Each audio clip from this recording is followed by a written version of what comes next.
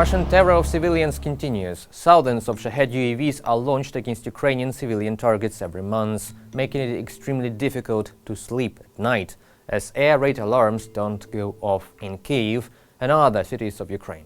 This is part of the Russian terror tactic, which is reinforced by information operations, aimed at exhausting the mental and physical resources of Ukraine's air defenders and civilians in big cities. Let's take a closer look at it. For months, civilians have been caught in the relentless path of drones designed to instill fear and anxiety, making daily life unpredictable and perilous. Studies show that constant exposure to air raid sirens, explosions, and threat from strikes can lead to long-term mental health challenges, including anxiety, PTSD, and depression. This terror isn't isolated to civilians. Ukrainian defenders, those on the front lines and in urban areas, are facing the same psychological pressures, all while needing to stay vigilant and protecting others. For example, the main weapons against Shahed drones, cheap and noisy strike drones produced by Iran and Russia, are mobile firing groups with large-caliber guns. Imagine the stress of anti-air crews if each night is a combat mission, and lives of hundreds depend on their accuracy and vigilance. Why are these drone attacks so constant? Beyond military objectives, these strikes serve a darker purpose – psychological warfare. By targeting civilians, Russia aims to erode Ukrainian morale and resilience. Patterns in these drone attacks suggest that they are not random. Specific targeting of residential areas, vital infrastructure, and even hospitals reveal an intentional strategy. The purpose is clear: to exhaust, to terrify, and to create psychological trauma that destabilizes communities.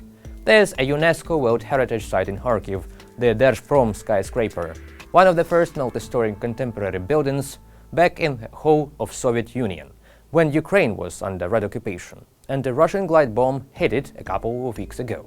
These munitions are quite precise, so the pilot knew the target real well. Alongside these attacks comes a flood of disinformation.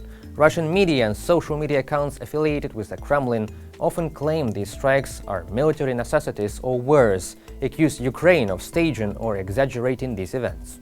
These claims are amplified in certain international media, modifying the truth.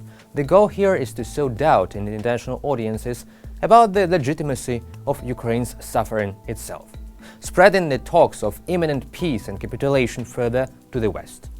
But despite these constant attacks, people still unite and try to help each other. Communities in Kyiv, Kharkiv, and Kherson, for example, often gather to help rescuers clear the rubble and provide victims with basic needs to ease their situation.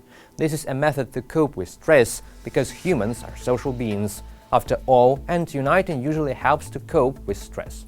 For example, after a glide bomb hit a supermarket in Kharkiv, the administration announced that it will be refurbished and open again in 3 days. Imagine this.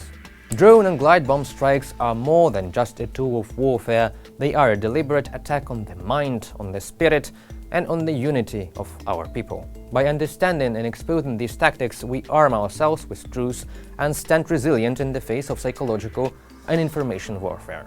Stay informed, resilient, and thank you. Don't let propaganda win.